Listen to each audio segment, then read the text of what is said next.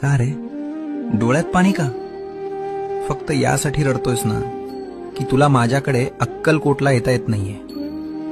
इतर लोक जातात आणि तुला मात्र परिस्थितीनं बांधून ठेवलंय याचं वाईट वाटतंय ना.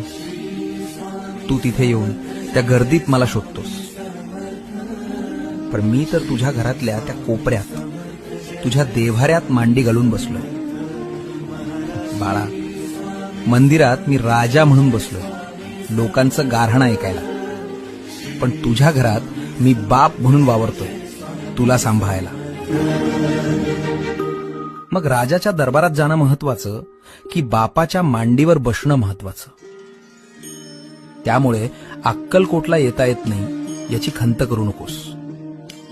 आत्ता याच क्षणी डोळे मिट आणि बघ, मी तुझ्या समोर उभा नाहीये, तर मी तुझ्या आत बसलोय.